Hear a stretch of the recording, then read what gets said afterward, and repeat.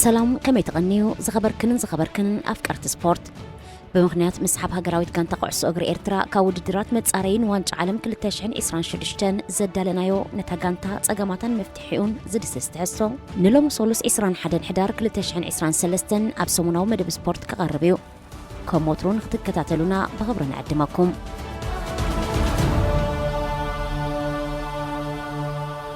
كسبب زحلف عمت أب قطر استأنكدو وانج عالم كل تشحن إسران كلتن سالسان كلتن هاجرات كساتف زتصنحه ناي بلانيتنا زعبي وددر كعسو أجري وانج عالم كابزمت عمت كل تشحن إسران شدشن جميرو قدم حجي كابسترائي بعينتون بودادبون فليز بلك خونيو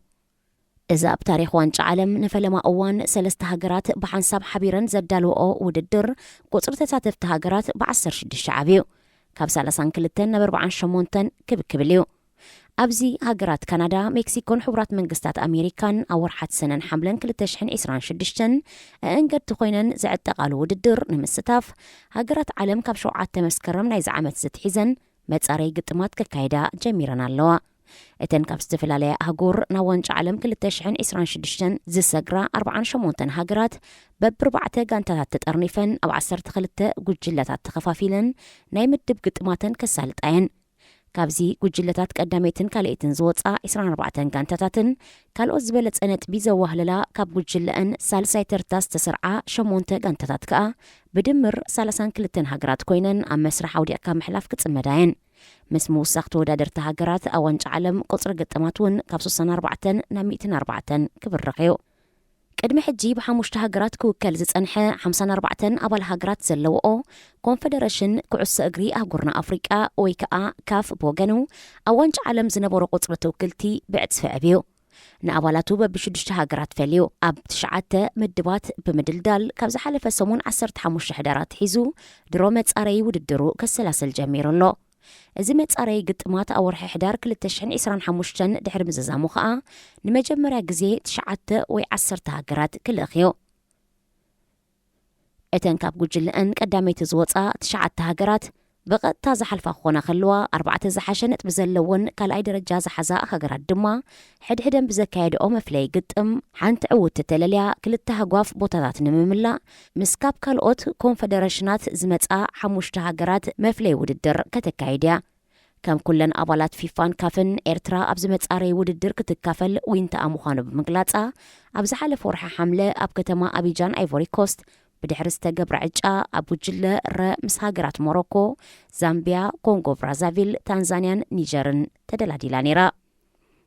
زحلف حموس 10 شهر دما أب ستاديوم أقادر مستأم مسال الكعسو أجر هاجرات علم أمبل 10 سلسلة ترتات سريعة تركب هاجر موروكو متساري وددرا أهاري لقد جمر مدب تتحيز لانيرو يخون نمبر في فان كافن أبز حلفة 10 تحدار بحبارة وزوطو مجلتي إتا كان متصاري صوتات وانج أفريقيا يخون وانج عالم مبكرن من سحبن كم لمدز حازتو إيرترا تساتف النتا كم زقدت أفليت إتا كانتا كابزو ددر زد حرحرة اللو مقنيات هدمات تصاوت تسلزسك أموخانو بوزو حديثا معلو عود سبورت كعسو أجري أب إيرترا أب وان مجزاتي إيطاليا أب شعن 930 كزوتر كمزجمرة مزاجب تاريخ يزنتو أب فلما تنغانتات تتصاوتن إيطاليوان كمزنبرو يحبر أب شعن 936 جن أرديتا سافويا فيتوريان كالإنز بالسم زحزلا بدك هاجر استمسرتا غانتات قويمن كابناي إيطاليوان زتفلي نايجز أرسن وددرات دالين حيال متلخ ينصبارا خمزنبرا ينكرلن أفلما سالساتات صوتات كعسو أجر زكايدلو زتحصر ميداتات بزي منبارو تنابت اوان زنبرا غانتاتات زكايدو زنبرات صوتاتات أبترا سفيح جول ويقرعاتيو زنبرا ناي مجمريا زمناو ستاديوم إيرترا بشحن 938 عام تمرت أبزي حجي باراديزو بزبل سم زفلت كباب تدوكينو إزي كامبو تشيرو بزبل سم زفلت ستاديوم بيطالوي فرانشيسكو تشيرو يتهانيتو سمو دما أبوان مجزأتي إثيوبيا ميدا رأس ألولا تباهيلو تسيمو كان تنبرا بدحري سرعات درجن ناي فلمان بوك أولاوي سمو عاقبو كساب لومي بسمتي إيطاليوي بعل تسقا تشيرون تباهلا يتصوعلو إذا ميدا كساب مفارق 4 تابز نبرا أوانات نيت ألوان غانتاتات دقفتن ترايو أقل قلوت زبنيرو بدحريኡ ግን ብደቂ ሃገር ዝቆማ ጋንታታት እውን ክትቀማሉ ተፈቒዱለን ገለ ካብኣተን ኣብ ጥናይ ኢጣልያውያን ሊግ ክጻወታ ጀሚረን ኣብ ፈለማ 50ታት ከዓ ደቂ ሃገር ናይ ገዛእ ርእሶም ነፃ ዝኾነ ፌደሬሽን ኩዕሶ እግሪ መስሪቶም 30 ዝበፅሓ ምዝጉባት ጋንታታት ኣብ 3 ዲቪዥናት ተኸፋፊለን መሳጢ ውድድራት ከካይዳ ጀሚረን ድሒሩ ግን እቲ ፌደሬሽን ኣብ ትሕቲ ማሕበር ኩዕሶ እግሪ ኢትዮጵያ ከም ዝመሓደር ተገይሩ ክለባት ኤርትራን ተጻወተነን ድማ ካብ ኣስመራን ካልኦት ኣውራጃታትን ሓሊፎም ናብ ኢትዮጵያ እናኸዱ ዓወታት ይጎናጸፉን ንሃገራዊት ጋንታ ኢትዮጵያ ወኪሎም ይጻወቱን ነይሮም ኤርትራ ኣብ ትሕቲ ባዕዳዊ መግዛእቲ ዝተፈላለዩ ስርዓታት ከም ዝነበረት መጠን ክሳብ ህዝባዊ ግንባር ሓርነት ኤርትራ ኣብ 1991 ንመላእ ኤርትራ ዝቆጻጸር ተጻወታ ብደረጃ ሃገር ንኢትዮጵያ ወኪሎም እዮም ዝጻወቱ ነይሮም ብድሕሪኡ ግን ነብሳ ኺኢላ ኣብ ዝተፈላለየ ምሕዝነታውን ዞባውን ውድድራት ክትካፈል ጀሚራ ኣብ 1992 ብኣሰልጠንቲ ተኪ ኤብርሃን ገዛእ ኺዳነን ተመሪሓ ናብ ሱዳን ዝገሸት ድልድልቲ ሕሪቲ ጋንታ ኤርትራ ምስ ሃገራት ሱዳን ኢራቅን ጫድን ተወዳዲራ ቀዳመይቲ ተዓዋቲት ብምዃን ዋንጫ ሰፍሲፋ ናብ ሃገራ ተመሊሳ ኤርትራ ኣብ 1993 ብመንገዲ ረፈረንደም ነፃን ላዕላዊትን ሃገር ብድሕሪ ምዃና ኣብ 1994 ኣብ ኬንያ ብምኻድ ኣብ ውድድር ሃገራት ማእከላይ ምብራቕን ኣፍሪቃን ሴካፋ ዝተጻወተት ብኣሰልጣኒ ሓጎስ ደስታ እትእለ ሃገራዊት ጋንታ ኤርትራ ኣብ ፈለማ ተሞክሮኣ 4ይ ደረጃ ሒዛ ዓብ ኣድናቆት ኣብ ልዕሊ ምርካባ መዛረቢ ኬንያውያን ማዕከናት ዜና ኮይና ነይራ ኣብቲ ውድድር ይድነቃቸው ሽማንጉስ ኮኸብ ተጻዋታይ ተባሂሉ ክሽለም እንከሎ ሓላ ውልዳት ብርሃነ ረኣያ ድማ ዓይኒ ነስሪ ዝብል ክሳብ ሎሚ መለለዩ ኮይኑ ዘሎ ቅጽል ስም ብመራኸቢ ብዙሃን ኬንያ ተዋሂብዎ ብጀካዚ ነፍሴር ዳንኤል ጸጋይ እውን ብሉጽ ዳኛ ተሰሚዩ ንሽልማት በቂዑ ሃገራዊ ፌደሬሽን ኩዕሶ እግሪ ኤርትራ ኣብ 1996 ብድሕሪ ምስራቱ ኣብ 1998 እዩ ብፊፋን ካፍን ዝድለ ኩሉ ረቑሒታት ኣማሊኡ ሙሉእ መሰል ኣባልነት ረኺቡ ኤርትራ ከዓ ብኡ ንብኡ ንግብፃዊ ኣሰልጣኒ ሙሺር ዑስማን ብምቕፃር ንመጀመርያ ግዜ ኣብ መጻረይ ግጥማት ንጽዋ ኣፍሪቃ 2000 ከምኡውን 2002 ተኻፊላ ጎኑ ጎኑ ድማ ካብ 1999 ክሳብ 2021 ኣብ ውድድር ሴካፋ ተጻዊታ ኣብዚ እዋን ኤርትራ ኣብ መጻረይ ንጽዋ ኣፍሪቃ ኣንጻር ካሜሩን ኣብ ዘካየደቶ ጸወታ ማዕረብ ዝኾነ ውጽኢት 0-0 ክትፈላለን ከላ ንሞዛምቢክ ድማ ኣብ ኣስመራ 1-0 ረቲዓ ካልእቲ ኮይና ናብ ዝቕጽል መድረኽ ክሰግር ክኢላ ነይራ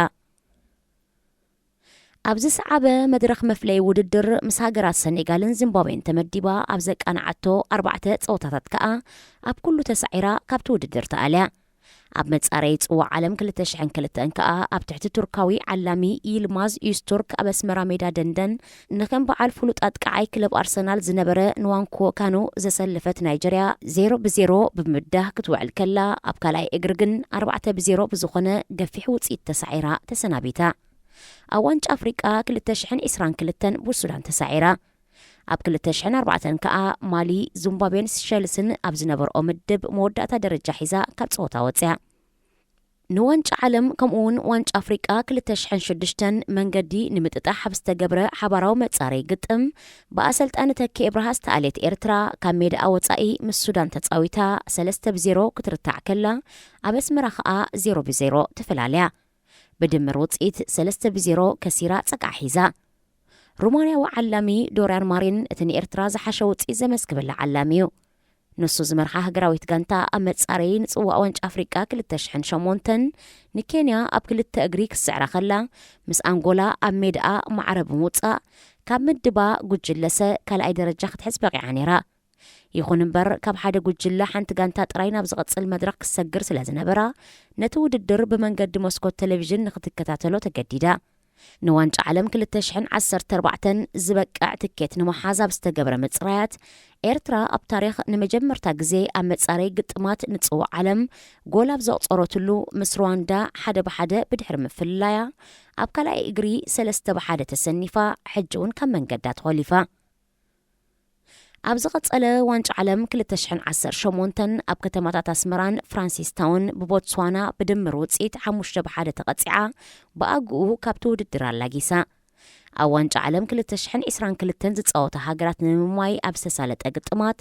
ኤርትራ ብናሚብያ ኣብ ኣስመራ 2-1 ኣብ ዊንድሆክ 2-0 ተሳዒራ ከም ወትሩ ኣብ ፈላሚ መድረኽ ተፋንያ ኣቐዲሙ ከም እተገልጸ ኤርትራ ኣብዚ እዋን መጋጥምታ ጉጅለኣን ዕለታት ጸወታኣን ምስ ፈለጠት ካብ መጻረዪ ጸወታታት ዋንጫ ኣፍሪቃ 2023 ከምኡውን ዋንጫ ዓለም 2026 ብገዛእ ፈቓዳ ካብ ውድድር ስሒባ ትርከብ። እዚ ክስተት እዚ ነታ ኣብ 1998 ብወግዒ ኣባል ፊፋን ካፍን ዝኾነት ኤርትራ ናይ መጀመርያ ኣይኮነን። እዛ ጋንታ ብጀካ ኣብዚ ናይ ሕጂ ንበይና ዘይተሳተፈትሉ ውድድር መጻረይን ዋንጫ ዓለም 2026 ቅድሚ ሕጂ እውን ካብ መጻረይ ግጥማት ንጽዋዕ ዓለም 2010 ኣንሳሒባያ። ብተወሳኺ ካብ መጻረይ ጸወታታት ዋንጫ ኣፍሪቃ 2010 2015 ከምኡውን 2023 ከምዚ ናይ ሕጂ ዘድሓርሓረት ክትከውን እንከላ ኣብ 2012 2013 2017 2019 ከምኡውን 2021 ድማ እግራ ከም ዘይትሕውስ ብኣግኡ ኣፍሊጣ ብኺራ ኣብቲ ዳርጋ ዓመታዊ ዝካየድ ዋንጫ ሴካፋውን ኣብ 9 ውድድራት ጥራያ ተጸሚዳ ካብ ዝቐዲሙ ከም ተጠቕሰ ኣብ 1994 ራብዒቲ ክትወፅእ እንከላ ኣብ 2007 ኣብ ርብዒ ፍጻሜ በፂሓ ኣብ 2019 ከዓ ንዋንጫ ተጻዊታ ካልኣይ ደረጃ ሒዛ ክሳብ ሎሚ 10 ጸወታታት መጻረይ ንጽዋዕ ዓለም ጥራይ ዘካየደት ኤርትራ 7 ግዜ ተሳዒራ 3 ግዜ ማዕረ ወፂኣ ዝኾነ ይኹን ዓወት ኣይረኸበትን። 20 ጎላት ኣተኣናጊዳ 4 ሸቶታት ድማ ኣቑፂራ ብደረጃ ኣህጉር ኣፍሪቃ 25 እዋናት ተጻዊታ ኣብ 5 ተዓዊታ ኣብ 5 ማዕረ ተፈላለያ ኣብ 15 ድማ ክትስነፍ እንከላ 46 ሸቶታት ተመዝጊብዋ 13 ጎላት ከኣትያ።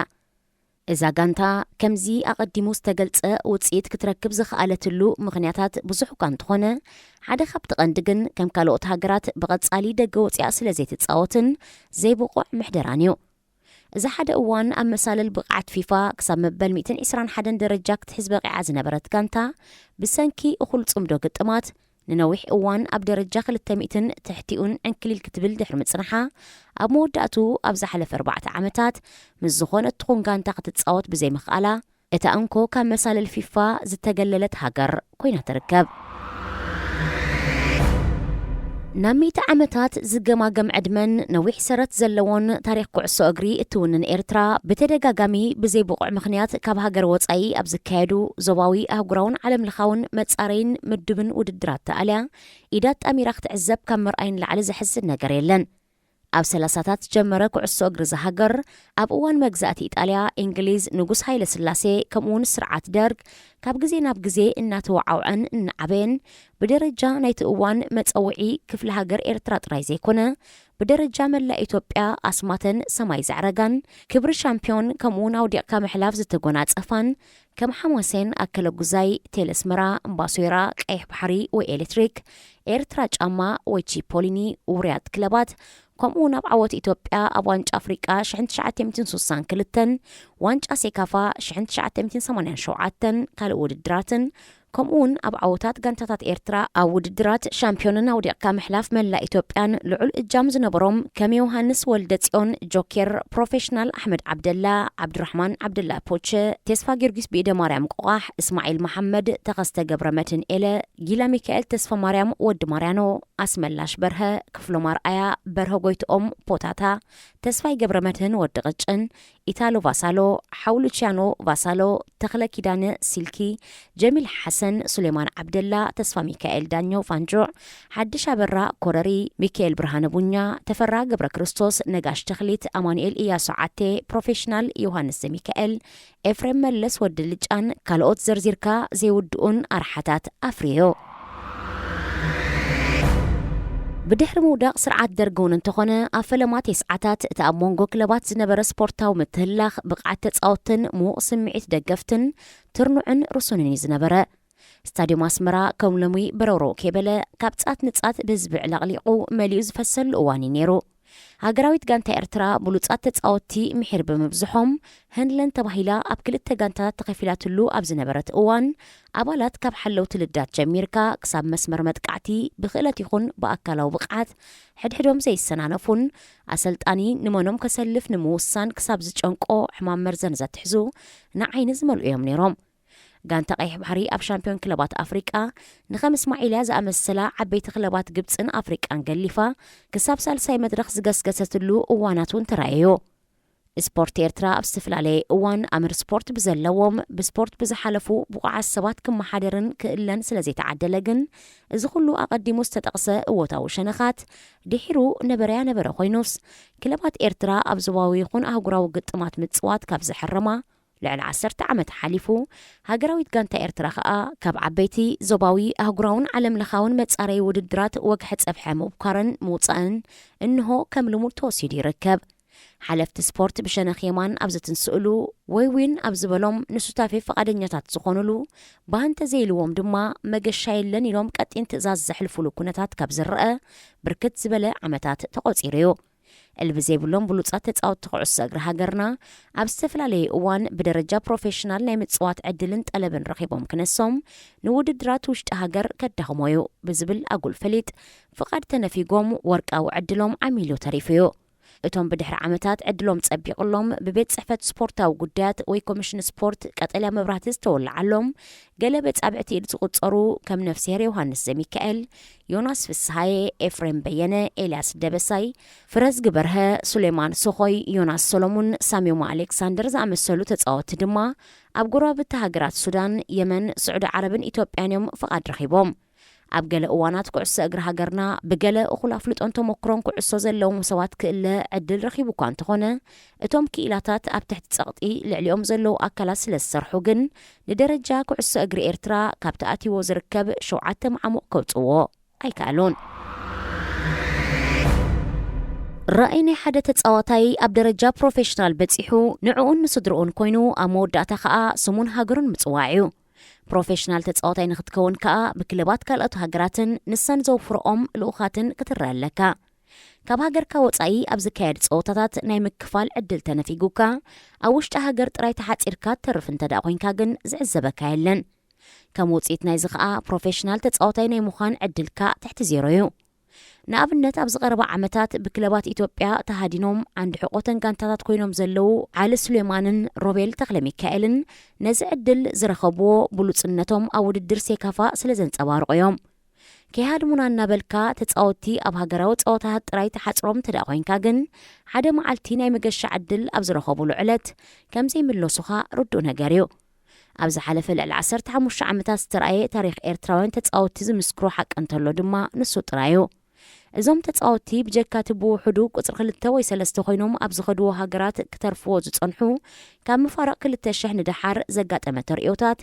ምስ ክለቦም ይኹን ሃገራዊት ጋንቶኦም ኣብ ዝገሽዎ ሃገራት ንኣለይቶም ኣሽኪዖም ብጅምላ ተሪፎም ዕቑባ ምሕታት ካብ ዝጅምሩ ነዊሕ ዓመታት ሓሊፉ እዩ።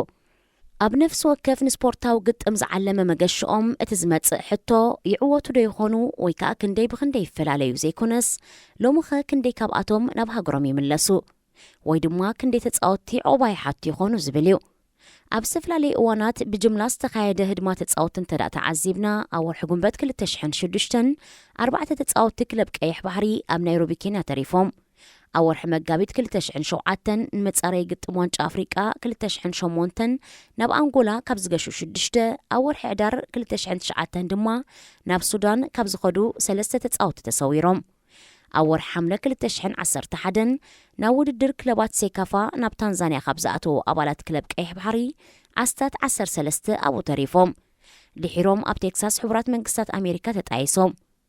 ኣብ ወርሒ ታሕሳስ 2009 ኬንያ ኣብ ዘተኣናገደቶ ውድድር ዋንጫ ሴካፋ 12 ኣባላት ሃገራዊት ጋንታ ኤርትራ ብቤት ጽሕፈት ላዕለዋይ ተፀዋዒ ስደተኛታት ውድብ ሕቡራት ሃገራት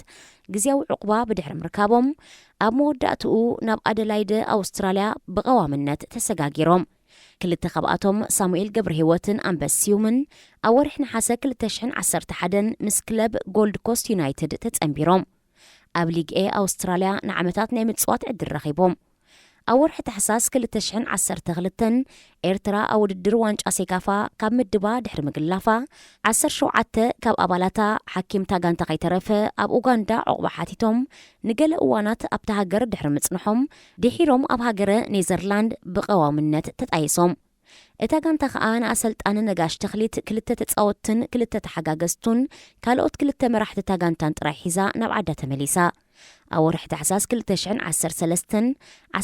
أبالات هاجراويت كانت إرترا مس علامي عمر أحمد أبكينا هديمهم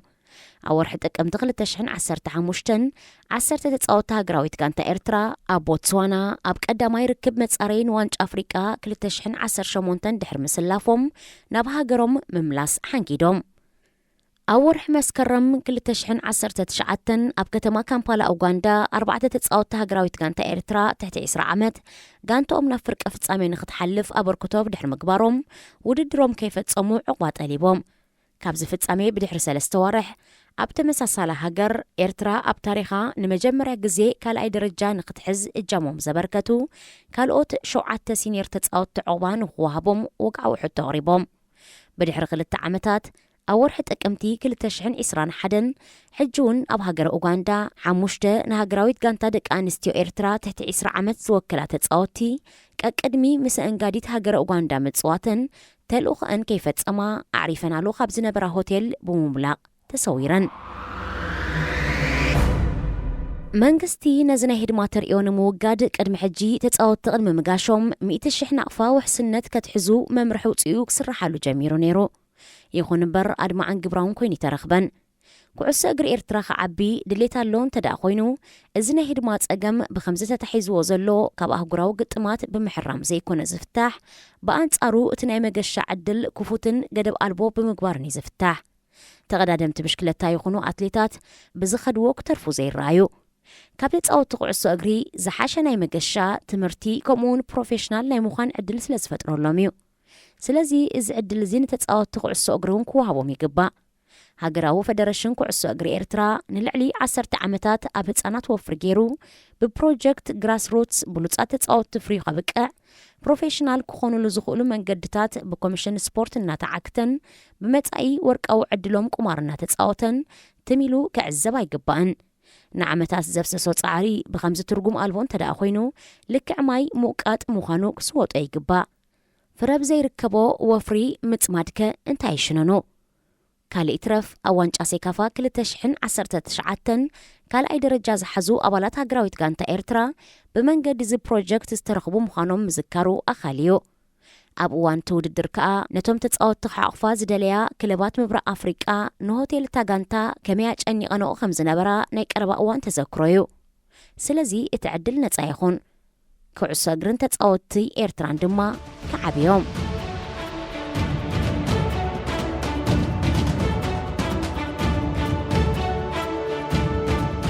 زخبركم من زخبركنن أفكارت سبورت نلو مدالي نعيو زنبرنا سموناو مدب سبورت أبز فتيمنا لنا أبقى تسالي كساب نرخب نقول لنا ببزلنايو سلامنت عنان كونرنا نمنا